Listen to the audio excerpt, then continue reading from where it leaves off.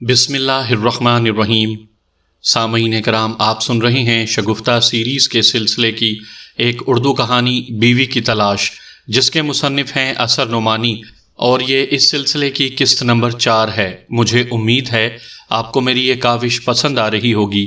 آپ نے اگر ابھی تک میرا چینل کہانی گھر سبسکرائب نہیں کیا تو ابھی میرے چینل کو سبسکرائب کر کے بیل نوٹیفیکیشن آن کر لیجئے تاکہ آنے والی ہر نئی کہانی کی اطلاع بر وقت آپ تک پہنچ سکے۔ تو کیا وہ تمہیں کرایہ پہلے ہی دے چکے ہیں؟ طارق نے مسکراتے ہوئے پوچھا۔ ڈرائیور کو افسوس ہوا کہ اس نے اگر اپنی زبان پر قابو رکھا ہوتا تو مزید آمدنی بھی ہو سکتی تھی۔ جی صاحب، مجبوراً اس نے جواب دیا۔ کوئی بات نہیں، خالد نے اترتے ہوئے کہا، جاؤ عیش کرو۔ ڈرائیور نے ان دونوں کو عجیب نظروں سے دیکھا اور ٹیکسی آگے بڑھا دی۔ طارق فون بوتھ کی طرف واپس آیا۔ بڑے میاں نے کتنے روپے دیے تھے؟ خالد نے پوچھا۔ روپے؟ طارق نے پلکیں جھپکائیں۔ کوئی فائدہ نہیں، خالد نے سر ہلایا۔ میں سب کچھ دیکھ رہا تھا۔ پتہ نہیں، میں نے گنے نہیں تھے۔ طارق نے ایک ٹھنڈی سانس بھرتے ہوئے جواب دیا۔ تو لاؤ اب گن لیں۔ اوفو، اتنے بے صبرے کیوں ہو رہے ہو؟ میں کھا تو نہیں جاؤں گا، طارق نے کہا، پھر بات ٹالتے ہوئے پوچھا، تم نے وہ روشنائی کی شیشی کیا کی؟ میری جیب میں ہے، خالد نے جواب دیا۔ آج تم نے جوتے پڑوانے میں کوئی کسر نہیں اٹھا رکھی تھی۔ وہ تو کہو کہ تقدیر اچھی تھی کہ بچ کر آ گئے۔ افسوس کی بات ہے کہ ان تمام پریشانیوں کے بعد وہ لڑکی ہاتھ سے نکل گئی، مگر سوال یہ ہے کہ تم یہاں کیوں اتر پڑے؟ پھر کہاں جاتے؟ کیا ہسپتال؟ کیوں، کیا گھر نہیں جا سکتے تھے؟ خالد نے جواب دیا، ذرا میرا حلیہ دیکھو، میری قمیض سرخ روشنائی میں تر ہو رہی ہے، منہ اگرچہ رومال سے پونچھ لیا ہے، اگر اوپر سے یہ جمیل کا کوٹ نہ پہنے ہوتا تو اس وقت یہاں اچھا خاصا مجمع لگ جاتا۔ بھائی، میں نے سوچا کہ ذرا فون کر کے بڑے میاں کا شکریہ تو ادا کر دوں۔ طارق نے مسکراتے ہوئے کہا، میں نے ان کے فون کا نمبر نوٹ کر لیا تھا۔ اس نے فون بوتھ میں داخل ہو کر بڑے میاں کا نمبر ڈائل کیا۔ دوسری طرف سے رسیور فوراً اٹھا لیا گیا۔ ہیلو، آواز بڑے میاں کی تھی۔ میں طارق بات کر رہا ہوں جناب، وہ میرا دوست۔ تم سور، شیطان، حرام زادے، بدماش، چور، اٹھائی گرے۔ طارق نے بات کاٹی، آپ جیسے شریف اور سنجیدہ بزرگ کو یہ ادنا باتیں زیب نہیں دیتی۔ دیکھیے نا، نیت ہماری خراب بھی نہیں تھی۔ اگر ہم وہاں آپ کو یہ سمجھانے بیٹھتے کہ یہ سب کچھ قطعی ایمانداری کے ساتھ اس لیے کیا گیا کہ شادی کے لیے کوئی مناسب رفیقہ حیات مل جائے تو آپ ہرگز یقین نہیں کرتے۔ یقین تو شاید اب بھی نہیں آئے گا، مگر یقین کیجئے، مگر جب آپ یقین ہی نہیں کریں گے تو یقین کا لفظ ہی استعمال کرنا بیکار ہے۔ بہرحال اس وقت فون کرنے کی ضرورت 3 وجہ سے محسوس ہوئی۔ اول تو یہ کہ آپ کو اطمینان دلا دیا جائے کہ ہم نے جو کچھ کیا اس کا مقصد آپ کی توہین وغیرہ نہیں تھا، اور یہ کہ ہم اس بات کو یہیں ختم کر رہے ہیں۔ یہ تو آپ کو معلوم ہو چکا ہوگا کہ آپ کے کمرے میں جو کچھ خون خرابہ ہوا، اصل میں وہ سرخ روشنائی کا خرابہ ہے۔ فرش کو صابن سے دھلوا کر صاف کروا دیں۔ بدقسمتی سے وہ روشنائی کی شیشی میرے دوست کی جیب میں چلی آئی ہے، اس لیے دوسری بات آپ کو یہ اطمینان دلانا ہے کہ اسے کل ہی بذریعہ رجسٹرڈ پارسل واپس کر دیں گے۔ تیسری بات یہ ہے کہ معاف کیجیے گا، ہم نے مس فوزیہ کو نہیں دیکھا، ہو سکتا ہے وہ اپنی سہیلی سے زیادہ اچھی ہوں، مگر یہ کہ اصل میں ہم نے ان کی سہیلی کا انتخاب کیا تھا، جو آپ کی دخل اندازی کی وجہ سے صاف نکل گئیں، اور ہم ان کے گھر کا پتہ معلوم نہیں کر سکے۔ اس لیے بڑی مہربانی ہوگی اگر آپ ہمیں ان کا پتہ بتا دیں۔ گدے، نالائق، بدماش، بڑے میاں پھر جوش میں آ گئے۔ تجھے اس طرح کی باتیں کرتے ہوئے شرم نہیں آتی؟ آتی ہے، مگر دیکھیے نا، جس نے کی شرم اس کی نہ ہوئی شادی۔ مگر یہ تو کافیہ نہیں ملا۔ خیر، بہرحال مطلب تو آپ سمجھ ہی گئے ہوں گے، تو پلیز وہ پتہ، اگر تو اس وقت میرے سامنے ہوتا تو مار مار کر الو بنا دیتا۔ اوہو، تو یہ بات تھی۔ جمیل صاحب، ہمیں کچھ الو نظر آ رہے تھے۔ طارق نے بات کاٹی، شاید آپ نے انہیں مس فوزیہ کا منگیتر ہونے کی وجہ سے ٹھیک سے مار نہیں لگائی۔ میرے خیال سے آپ دوبارہ کوشش کریں تو وہ 100% الو بن سکتے ہیں۔ سنا ہے کہ داماد اگر الو ہو تو نہ صرف بیوی بلکہ ساس سسر کی صحت بھی بڑی اچھی رہتی ہے۔ بہرحال تو جملہ ہائے معترضہ تھے۔ اب اگر آپ وہ پتہ اور جواب میں گالیوں کا ایسا پرشور سیلاب امڈا کہ طارق کو گھبرا کر رسیور رکھنا پڑا۔ دوست، اب کل پھر کوشش کرنا پڑے گی۔ وہ بوتھ سے باہر آ کر بولا، بڑے میاں اپنی بیٹی کی سہیلی کا پتہ بتانے پر تیار نہیں ہیں۔ معاف کرو بھیا، میں اب مزید خطرات مول لینے کے لیے آمادہ نہیں ہوں۔ خالد نے جلدی سے کہا، تمہیں اگر اسی طرح بیوی تلاش کرنا ہے تو پھر کل تم سے تنہا ہی آؤ گے۔ لعنت ہے یار تم پر، ذرا سی بات میں ہمت ہار بیٹھے۔ یہ ذرا سی بات تھی؟ مار پیٹ، پولیس چوکی، کچہری، عدالت، کون سی چیز تھی جو زیر بحث آنے سے رہ گئی؟ مگر ہوا تو کچھ نہیں نا۔ اس حماقت سے باز نہیں آئے تو یہ آرزو بھی خدا نے چاہا تو پوری ہو جائے گی۔ اچھا بس کل اور پھر نہیں کہوں گا۔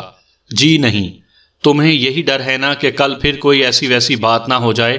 طارق نے کہا، ہم کل اس طرح نہیں جائیں گے۔ میں نے کہہ دیا کہ میں نہیں جاؤں گا۔ لا حول ولا قوت، پہلے ترکیب تو سن لی ہوتی۔ طارق نے کچھ بگڑتے ہوئے کہا، ہم کل اس طرح نہیں جائیں گے تو پھر کس طرح جائیں گے؟ خالد کو پوچھنا پڑا۔ تم اپنی امی کا برقع پہن کر چلو گے اور میں اپنی امی کا، طارق نے جواب دیا۔ گھر چلو، طارق نے اس کا بازو پکڑ کر کھینچتے ہوئے کہا، ایسی ترکیب سوچی ہے کہ… دوسرے دن ماڈرن گرلز کالج کے سامنے والے بس اسٹاپ پر دو برقع پوش خواتین کھڑی تھیں۔ ان سے کچھ فاصلے پر جمیل بھی کھڑا ہوا سگریٹ پی رہا تھا۔ اس کی نظریں بار بار ان خواتین کی طرف جا رہی تھیں، پتہ نہیں اس کی وجہ کیا تھی۔ ممکن ہے ان خواتین کا غیر معمولی قد و قامت اسے کچھ عجیب معلوم ہو رہا ہو، یا پھر بڑے بڑے مردانہ قسم کے ہاتھ پیر، یا پھر محض اتنی بات ہو کہ وہ ہر چیز جسے چھپانے کی کوشش کی جائے انسانی ذوق تجسس کو ابھار دیا کرتی ہے۔ کئی بسیں آئیں اور نکل گئیں، مگر وہ دونوں خواتین یوں ہی کھڑی آپس میں آہستہ آہستہ باتیں کرتی رہیں۔ مقررہ وقت پر کالج کی چھٹی ہوئی اور لڑکیاں حسب معمول اپنے اپنے گھروں کو جانے کے لیے گیٹ سے باہر نکلنا شروع ہوئیں۔ آج کسی برقعے والی کا انتخاب کیا جائے گا یا… خالد نے برقعے کی نقاب سے لڑکیوں کو گھورتے ہوئے کہا۔ یا کی کوئی گنجائش نہیں، طارق نے دوسرے برقعے کے اندر سے جواب دیا، صرف کل والی لڑکی کو دیکھا جائے گا۔ تمہارا کیا خیال ہے، وہ کل کے واقعے کے بعد آج کالج آنے کی ہمت کرے گی؟ تو ہم کل پھر آ جائیں گے۔ جمیل کو دیکھ رہے ہو؟ کیوں؟ اس کی موجودگی میں اس بات کا ثبوت ہے کہ بڑے میاں ہم لوگوں کا پتہ چلانے پر تل گئے ہیں۔ خالد نے جواب دیا، مجھے یقین ہے آج نہ فوزیہ آئی ہوگی اور نہ ہی اس کی سہیلی۔ ممکن ہے جب تک انہیں ہم دونوں کی طرف سے مکمل اطمینان نہ ہو جائے وہ برابر چھٹی مناتی رہیں، اور تمہارے پاس اب صرف 5 دن کی مہلت رہ گئی ہے۔ تو پھر خاک ڈالو فوزیہ کی سہیلی پر، کوئی اور لڑکی دیکھ لو۔ خالد نے جواب دیا، بلکہ اس مرتبہ تمہارے لیے لڑکی کا انتخاب میں کروں گا۔ لڑکی کا انتخاب آپ اپنے لیے کر لیں، مجھے بیوی چاہیے۔ تو کیا بیوی لڑکی نہیں ہوتی؟ ضرور ہوتی ہے، مگر شوہر کی نہیں۔ آخر تم لڑکی کا مطلب بیٹی کیوں لے رہے ہو؟ لڑکی بیٹی کے معنوں میں بھی استعمال کیا جاتا ہے، طارق نے جواب دیا۔ میں زندگی بھر کا سودا کرنے نکلا ہوں اور اب تک کافی پریشانیاں اٹھا چکا ہوں، اس لیے آئندہ کسی غلط فہمی کی گنجائش بھی نہیں چھوڑنا چاہتا۔ یہ نہ ہو کہ میں اسے بیوی کی حیثیت سے پسند کروں اور وہ چونک کر کہے، ارے ابا جان، آپ کے دوست تو کہہ رہے تھے کہ آپ کو لڑکی کی ضرورت ہے۔ خالد زیر نقاب مسکرایا۔ اس حساب سے تو بیوی کا معاملہ اور بھی خطرناک ہے۔ اس نے کہا، اگر میں کہوں کہ تمہارے لیے بیوی کا انتخاب میں کروں گا تو گویا یہ غلط فہمی ہو سکتی ہے کہ میں تمہارے لیے کسی اور کی بیوی کو تاک رہا ہوں۔ ہاں، اس کا امکان ضرور ہے، مگر یہ پوزیشن اتنی خطرناک نہیں ہے، طارق نے جواب دیا۔ دیکھو نا، وہ دوسرے ہی کی بیوی سہی، مگر طلاق ملنے کے بعد میں اس سے شادی تو کر سکتا ہوں۔ ہاں یہ بات تو ہے، خالد نے تسلیم کیا۔ تو پھر آج بھی کسی برقعے والی کو ہی دیکھنا ہے؟ بالکل۔ اس لڑکی کے بارے میں کیا خیال ہے؟ خالد نے اشارہ کیا۔ اس کا ڈیل ڈول تو دیکھو بالکل مرد معلوم ہوتی ہے، مگر طارق ابھی اپنی بات مکمل نہیں کر سکا تھا کہ اس لڑکی نے سڑک پار کرنے کے لیے ذرا سا نقاب اٹھا کر ادھر ادھر دیکھا، اور اتنی ہی جھلک یہ بتانے کے لیے کافی تھی کہ لڑکی کافی حسین ہے۔ تم نے دیکھا؟ خالد جوش کے ساتھ بولا، میں دعوے سے کہہ سکتا ہوں کہ اب تک تم نے جتنی لڑکیاں دیکھی ہیں یہ ان سب سے زیادہ خوبصورت ہے۔ مگر بھیا اس کا جسم تو دیکھو، شادی کے بعد یہ تو نہ ہو کہ لوگ اسے میرا شوہر سمجھنے لگیں۔ آپ تو احمق ہیں، بالکل سرو جیسا قد ہے۔ تمہارا مطلب ہے تاڑ جیسا؟ اپنے برابر کھڑا کر کے دیکھ لو، 1-2 انچ کم ہی نکلے گی۔ بیوی کم از کم اتنی لمبی تو ضرور ہونی چاہیے۔ طارق خود بھی دل میں لڑکی کے حسن کا معترف ہو چکا تھا۔ اچھا بھائی تم کہتے ہو تو یہی صحیح، اس نے ہار مان لی۔ لڑکی سڑک کی کراس کر کے بس سٹاپ پر آ گئی۔ یار یہ اگر کسی بس میں چڑھ گئی تو مصیبت آ جائے گی، خالد نے سرگوشی کی۔ مردانے میں بیٹھ نہیں سکتے اور زنانے میں خطرہ ہے کہ کہیں کوئی دوسری عورت ہمیں پہچان نہ لے، مگر شکر ہے کہ لڑکی بس سٹاپ پر پہنچ کر رکی نہیں بلکہ آگے بڑھ گئی۔ طارق اور خالد بھی ماں اپنے برقعوں کے اس کے پیچھے چلے۔ وہ دونوں اپنی اپنی ماؤں کے برقعے پہن کر آئے تھے۔ پیروں کی شناخت سے بچانے کے لیے دونوں نے شلواریں پہن رکھی تھیں اور اسی پر بس نہ کرتے ہوئے پیروں میں سیاہ رنگ کے زنانہ کالج کے شوز بھی تھے، اگرچہ اس کا سائز تلاش کرنے میں انہیں پورے 3 گھنٹے لگ گئے تھے۔ کالج کے سٹاپ پر کھڑا ہونا تھا، اس لیے ایک کتاب بھی ہاتھ میں لے رکھی تھی۔ تعاقب کا سلسلہ 1-2 فرلانگ ہی چلا تھا کہ خالد نے طارق کے کوہنی ماری۔ وہ جمیل کا بچہ ہمارے پیچھے آ رہا ہے، اس نے سرگوشی میں کہا۔ میرا خیال ہے شاید اسے ہمارے اوپر شبہ ہو گیا ہے یا پھر ہمارے اوپر دل آ گیا ہے، طارق نے شرارت سے کہا۔ لا حول ولا قوت، خالد جھیپ سا گیا۔ کیا بھونڈا مذاق فرماتے ہیں آپ؟ طارق نے ذرا سا یوں ہی گھوم کر دیکھا، واقعی کوئی 10 گز کا فاصلہ دے کر جمیل ان کے پیچھے چلا آ رہا تھا۔ بہرحال وہ ہمارے پیچھے کسی بھی نیت سے آ رہا ہو، اسے نہیں آنا چاہیے، طارق نے کہا۔ میرا خیال ہے اگلے موڑ پر تم کسی گلی میں گھوم جاؤ، اگر وہ تمہارے پیچھے جاتا ہے تو تمہاری مرضی، اس کا جو حشر چاہو کرو، اور اگر تمہارے پیچھے جائے تو تب پھر سوچنا پڑے گا۔ ایک یہ ترکیب ہو سکتی ہے کہ اگر وہ میرے پیچھے نہ آئے تو میں دوبارہ گلی سے نکل کر اس کے پیچھے چلنے لگوں۔ تم اسے بدستور پیچھے آتے دیکھو تو خود کسی گلی میں مڑ جانا، وہ تمہارے پیچھے جائے گا اور میں تمہاری لڑکی تمہاری ہونے والی بیگم کے تعاقب میں جا کر ان کا گھر دیکھ لوں گا۔ لیکن فرض کرو کہ وہ ہم دونوں کے پیچھے نہیں بلکہ ہماری طرح اس لڑکی کے پیچھے جا رہا ہو، تب؟ طارق نے اعتراض کیا۔ تب بھی کیا فرق پڑتا ہے، خالد نے جواب دیا۔ زیادہ سے زیادہ یہ ہوگا کہ ہمارے علاوہ بھی اس کے گھر کا پتہ معلوم کر لے گا تو کر لے۔ ابھی تمہاری پسند کا معاملہ ہوتا تو میں پوچھتا کہ محبت سے پہلے رقیب روسیہ کی آمد کیسی محسوس ہوتی ہے، طارق نے جل کر کہا۔ یہ گلی آ رہی ہے، خالد نے اچانک کہا۔ میں چلتا ہوں، خدا حافظ۔ یہ کہتے ہی خالد بائیں ہاتھ کی ایک گلی میں گھوم گیا، اور عجیب بات تھی کہ جمیل بھی اسی گلی میں داخل ہو گیا۔ طارق نے چند قدم آگے جا کر گردن موڑ کر دیکھا تو خالد اور جمیل دونوں غائب تھے۔ اس کا مطلب کیا ہوا؟ اس نے حیرت سے دل میں سوچا۔ کالج والی لڑکی سیدھی جا رہی تھی۔ جمیل نے دوسرے دن فوزیہ کو کالج نہیں جانے دیا۔ اتنا ہی نہیں، اس نے فوزیہ کی سہیلی کے گھر بھی فوزیہ سے فون کروایا کہ وہ کالج نہ جائے۔ اس کا خیال تھا کہ وہ دونوں لڑکے اگر پھر کالج پہنچے تو ان کی اچھی طرح مرمت کر دی جائے۔ چھٹی کے وقت سے 10 منٹ پہلے وہ کالج کے بس سٹاپ پر جا کر کھڑا ہو گیا۔ ابھی اسے آئے 5 ہی منٹ گزرے تھے کہ اس نے ایک ٹیکسی سے 2 برقع پوش عورتوں کو اترتے دیکھا۔ وہ ٹیکسی سے اتر کر بس سٹاپ کی طرف آئیں اور شیڈ کے نیچے کھڑی ہو گئیں۔ اگرچہ جمیل کو تعجب ہوا تھا کہ ٹیکسی سے اتر کر بس سٹاپ پر کھڑے ہونا کون سی عقل مندی ہے، مگر ظاہر ہے کسی کو کہیں جانے کے لیے کچھ فاصلہ ٹیکسی میں اور کچھ فاصلہ بس میں سفر کرنے کا شوق تھا تو وہ کیا کر سکتا تھا۔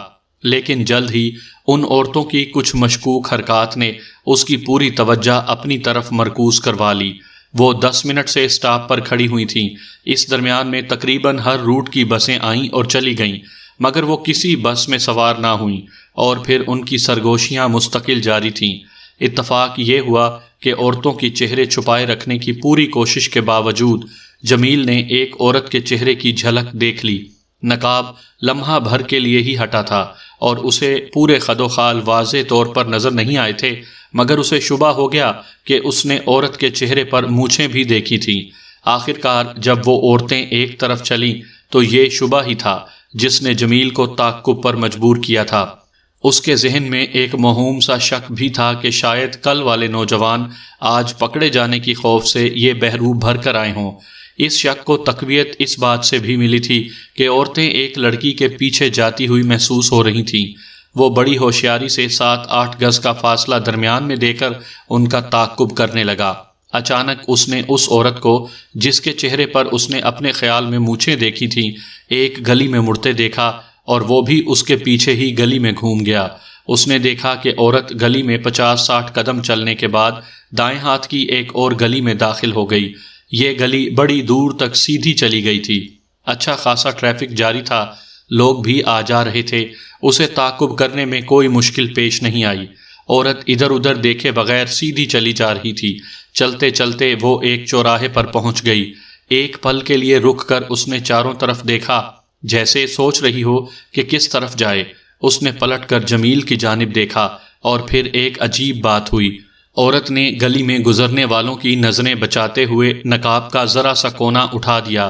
جمیل اچھل پڑا۔ یہ تو کل والا بدماش خالد تھا۔ وہ تیزی سے اس کی طرف بڑھا، مگر جب تک جمیل پہنچے خالد چوراہے کو پار کر کے دوسری طرف جا چکا تھا۔ طارق نے محسوس کیا کہ لڑکی گزشتہ 2-3 منٹ میں کئی مرتبہ گھوم گھوم کر دیکھ چکی ہے اور شاید کالج سے اب تک مسلسل ایک عورت کو اپنے پیچھے آتے دیکھ کر پریشان سی ہو گئی ہے۔ وہ کچھ دور اور آگے چلی اور پھر ایک دم بائیں ہاتھ کی ایک گلی میں مڑ گئی۔ اس کی چال میں بھی پہلے کے مقابلے میں کہیں زیادہ تیزی آ گئی تھی۔ طارق برقع پوش ہوتے ہوئے بھی ایک مرد کی طرح نہیں چل سکتا تھا، پھر بھی اس نے اپنی رفتار کچھ تیز کی۔ گلی کے موڑ پر پہنچ کر اس نے دیکھا کہ وہ لڑکی کافی آگے جا چکی ہے اور اب ایک چوراہے کے قریب ہے۔ وہ اپنے ہاتھ پر چلنے کے بجائے داہنے ہاتھ کے فٹ پاتھ پر چل رہی تھی۔ طارق کے دیکھتے ہی دیکھتے وہ چوراہے پر داہنے ہاتھ کی طرف گھوم گئی۔ طارق کا دل چاہ رہا تھا کہ یہ فاصلہ دوڑ کر پورا کر لے، مگر ایک برقع پوش عورت کا سڑکوں پر بھاگنا کوئی اچھا نظارہ نہ ہوتا۔ مجبوراً اس نے اسی رفتار سے اپنا سفر جاری رکھا۔ داہنی طرف کئی چھوٹی چھوٹی گلیاں آ رہی تھیں۔ طارق چلتا جا رہا تھا۔ اچانک چلتے چلتے یوں ہی اس کی نگاہ ایک گلی میں اٹھ گئی۔ وہ ٹھٹک کر رہ گیا۔ وہ لڑکی بھی مخالف سمت کی دوسری گلی سے نکل کر اس گلی میں داخل ہوئی تھی۔ تو یہ بات ہے، طارق نے سوچا۔ لڑکی نے اپنے تعقب کو محسوس کر کے یہ چال چلی تھی۔ وہ اپنا راستہ بدل کر ایک گلی میں داخل ہوئی، جلدی جلدی چوراہے پر گھوم کر ایک دوسری گلی میں مڑ گئی تاکہ گلیوں گلیوں میں ہوتی ہوئی پھر اس روڈ پر جا نکلے اور شاید گلیوں کی ان بھول بھلائیوں میں تعقب کرنے والے سے اس کا پیچھا بھی چھوٹ جائے۔ طارق دل ہی دل میں مسکرا دیا۔ کیوں نہ اسے یہی سمجھنے دیا جائے کہ وہ اپنی چال میں کامیاب ہو گئی ہے۔ گلی میں مڑنے کے بجائے وہ اسی سڑک پر سے مین روڈ کی طرف واپس گھوم گیا۔ اس نے گلی میں جھانک کر دیکھا، لڑکی گلی عبور کر کے مقابل کی ایک اور گلی میں گھس گئی تھی۔ طارق نے اپنا رخ بدل دیا۔ اب وہ اسی فٹ پاتھ پر واپس جا رہا تھا، مگر ہر گلی میں وہ جھانک کر دیکھ لیتا۔ گلی کے اندر لڑکی کا سفر بھی اس کے ساتھ ساتھ متوازی طور پر جاری تھا، مین روڈ کی جانب۔ جمیل نے چوراہا پار کیا۔ تقریباً 15-20 قدم کے فاصلے پر ایک برقع پوش عورت تیز تیز قدموں سے چلتی ہوئی جا رہی تھی۔ اس نے ادھر ادھر دیکھا۔ اس ایک عورت کے علاوہ دور دور تک کوئی اور برقع نظر نہیں آ رہا تھا۔ جمیل نے وہیں سے دوڑ لگائی۔ آج وہ کسی قیمت پر اس بدماش کو بھاگنے کا موقع نہیں دینا چاہتا تھا۔ یہ بھی اچھا ہوا کہ اس نے برقع پہن رکھا تھا۔ اب پبلک کے سامنے اس کی بدماشی ثابت کرنے کے لیے کسی ثبوت کی ضرورت نہیں تھی۔ ایک مرد کا برقع پوش ہونا ہی اس کی نیت کو مشکوک بنانے کے لیے کافی تھا۔ جمیل دل میں بہت خوش تھا۔ خالد عام حالت میں اس کے ہاتھ آتا تو ممکن تھا کہ پبلک کو کسی جھانسے سے بے وقوف بنا کر نکل جاتا، مگر اب تو پوری امید تھی کہ عوام کے ہاتھ جمیل سے زیادہ تیزی دکھائیں گے۔ جمیل کو یوں دوڑتے دیکھ کر کئی راہ چلتے اس کی طرف دیکھنے لگے تھے، مگر وہ سب سے بے پرواہ بھاگتا ہوا عورت کے قریب پہنچا اور جاتے ہی اس کا ہاتھ پکڑ لیا۔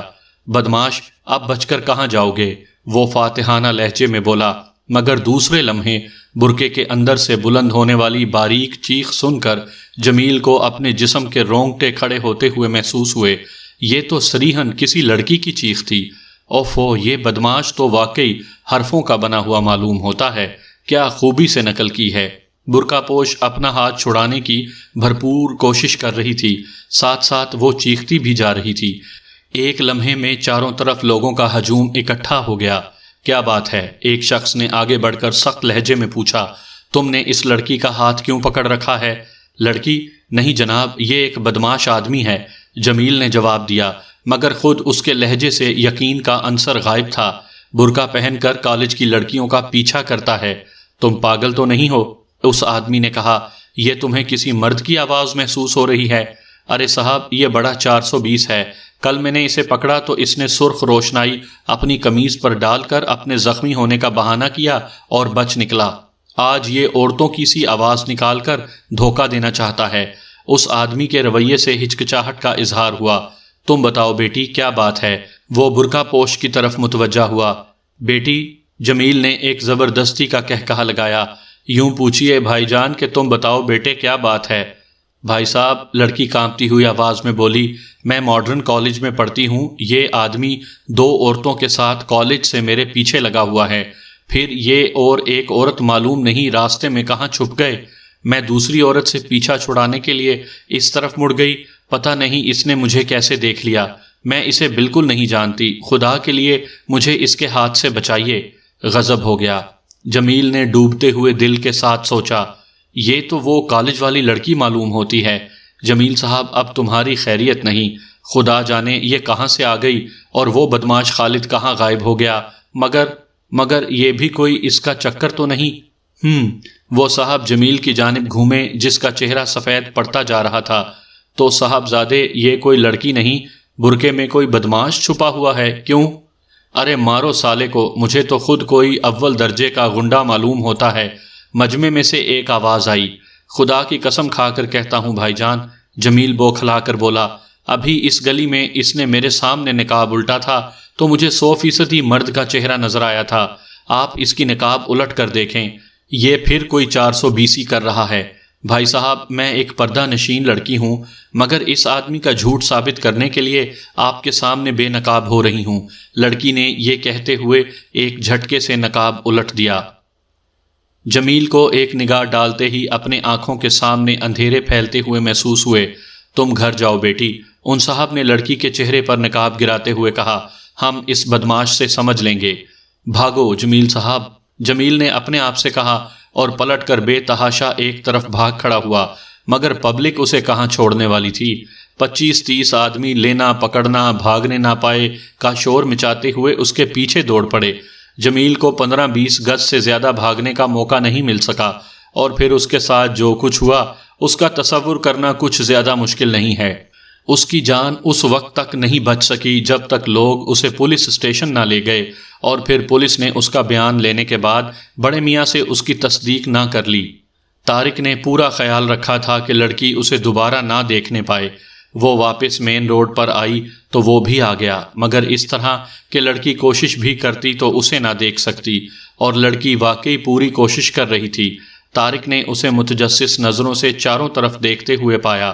اب وہ آگے چلنے لگی، مگر اس طرح کہ ہر چند قدم کے بعد وہ گھوم کر ادھر ادھر دیکھنے لگتی تھی۔ بہت ہوشیار ہو محترمہ، طارق نے دل میں کہا، مگر ماں بدولت تمہارے ہونے والے شوہر ہیں، اس لیے ظاہر ہے تم سے کہیں زیادہ ہوشیار ہیں۔ اگر تم ہمیں دیکھ لو تو 100 روپے انعام۔ اوفو، اب یہ دیکھ بھال ختم بھی کرو، گھر نہیں جانا ہے کیا؟ یا پھر ماڈرن گرلز کالج کی ہر لڑکی کو کسی مینیجر صاحب سے ملنا ہوتا ہے؟ اور واقعی یہ بڑی عجیب بات تھی، لڑکی کی حرکات سے سچ مچ ایسا معلوم ہو رہا تھا جیسے اسے کسی کی تلاش ہے۔ ادھر ادھر دیکھنے کو کافی نہ سمجھتے ہوئے اب وہ ایک گلی میں مڑ گئی۔ طارق کچھ حیران سا اس کے پیچھے چلا جا رہا تھا۔ لڑکی ایک گلی سے دوسری گلی میں، دوسری گلی سے تیسری گلی میں، اور تیسری گلی سے مین روڈ پر، اور پھر کسی اور گلی میں مستقل طور پر ادھر سے ادھر چکر لگاتی رہی۔ طارق کو حیرت تھی کہ یہ لڑکی کس بلا کی چلنے والی ہے کہ ابھی تک اتنا تیز چلنے کے باوجود اس کی چال میں تھکن کے کوئی آثار معلوم نہیں ہو رہے، جبکہ طارق کو اپنی پنڈلیاں بھری بھری سی محسوس ہونے لگی تھیں۔ اس گلی بازی میں طارق کو خالد کی واپسی کی بالکل بھی توقع نہیں رہی۔ وہ واپس آتا بھی تو کہاں آتا؟ اب تو یہ بھی پتہ نہیں تھا کہ یہ لڑکی اسے اپنے پیچھے لگائے ہوئے کہاں سے کہاں لے آئی تھی۔ کہیں ایسا تو نہیں تھا کہ طارق کی احتیاط کے باوجود لڑکی نے اسے دیکھ لیا ہو اور اب محض اسے پریشان کرنے کی خاطر ادھر ادھر چکر لگا رہی ہو۔ کافی دیر کے بعد طارق نے پہلی مرتبہ محسوس کیا کہ اب لڑکی ایک متعین راہ پر چل پڑی ہے۔ اس نے دل ہی دل میں خدا کا شکر ادا کیا، مگر جلد ہی اسے چونکنا پڑا۔ یہ تو کچھ جانی پہچانی سڑکیں اور گلیاں آتی جا رہی تھیں، اور پھر اپنے گھر کی سڑک پر گھومتے ہوئے طارق کے دل کی دھڑکنیں بے ترتیب ہونے لگیں۔ آخر یہ لڑکی اسے کہاں لے جا رہی ہے؟ کیا اس کے اپنے گھر؟ کمال ہے، دلہن شادی سے پہلے ہی اپنے شوہر کے گھر کا رخ کر رہی ہے، اور پھر جب لڑکی اس کے گھر کے دروازے میں قدم رکھ رہی تھی تو اچانک طارق کے دل میں ایک ستم ظریف شے نے سر اٹھایا۔ کیا یہ برقع پوش؟ اف میرے مولا، اگر ایسا ہوا تو… طارق نے بھاگ کر اسے دروازے میں پکڑ لیا، پیچھے سے برقع پکڑ کر جھٹکا جو دیا تو خالد کھڑا آنکھیں جھپکا رہا تھا۔ دروازے میں تو میں کی آوازیں سن کر امی کو آنا پڑا۔ ارے یہ تم دونوں یہاں کیا کر رہے ہو؟ انہوں نے حیرت سے پوچھا۔ کچھ نہیں امی، طارق نے جلدی سے خالد کا کان چھوڑ دیا۔ وہ امی نے خالد کی طرف دیکھا۔ میں نے کچھ نہیں کیا آنٹی، خالد نے کان سہلاتے ہوئے کہا۔ یہ وہ کیا؟ امی مسکرائیں۔ بڑے ہو گئے مگر بچوں کی طرح لڑنا نہ گیا تمہارا۔ تم تو کالج کے ڈرامے میں گئے تھے، کیا ڈرامہ نہیں ہوا؟ ڈرامہ ہوا بھی امی، اور ختم بھی ہو گیا۔ طارق نے برقع اتار کر امی کو دے دیا۔ اس خالد کے بچے نے پورے کھیل کا ستیہ ناش کر دیا۔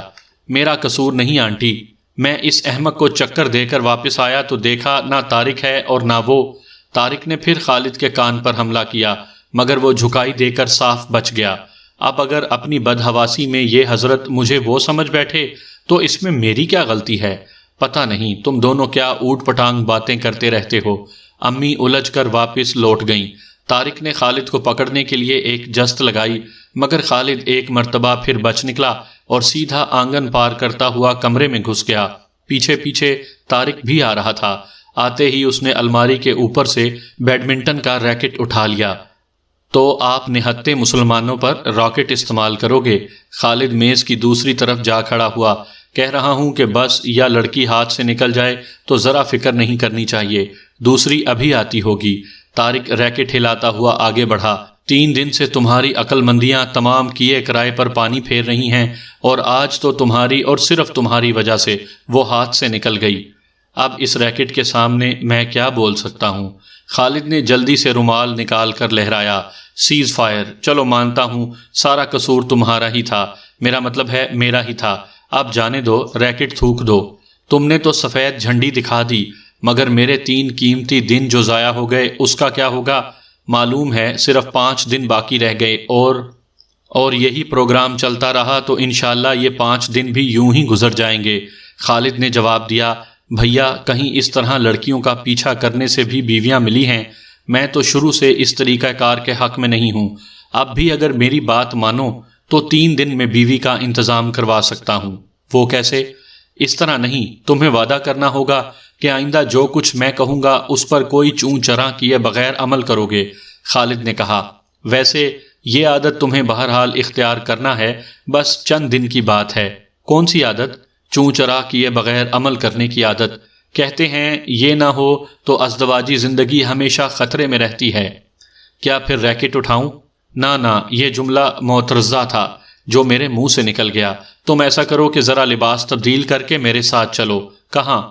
تم ابھی وعدہ کر چکے ہو کہ میں جو کچھ کہوں گا اس پر چپ چاپ سر جھکا دو گے۔ میں نے یہ وعدہ کب کیا؟ اوہو بھائی، زبان سے نہیں کیا تو کیا ہوا، دل میں تو کہہ چکے ہو نا، میرے لیے وہی کافی ہے۔ اس کے نصف گھنٹے بعد طارق اور خالد لباس تبدیل کر کے ایک مرتبہ پھر باہر جا رہے تھے۔ تم نے ابھی تک یہ نہیں بتایا کہ آخر کرنا کیا چاہتے ہو؟ طارق نے چلتے ہوئے پوچھا۔ تمہیں بیوی چاہیے یا نہیں؟ بالکل چاہیے، اور 5 دن کے اندر چاہیے؟ تم نے 3 دن کہا تھا۔ بہرحال 3-5 کے اندر ہی چاہیے نا، مگر اتنی 3-5 کے ساتھ نہیں چاہیے اور نہ 3-5 کرنے والی چاہیے۔ تو پھر یہ 3-5 بند کرو اور جو میں کہتا ہوں کرتے چلے جاؤ۔ بہت اچھا پیر و مرشد، طارق نے جھلا کر ہاتھ جوڑتے ہوئے کہا۔ اب نہیں بولوں گا مگر کم سے کم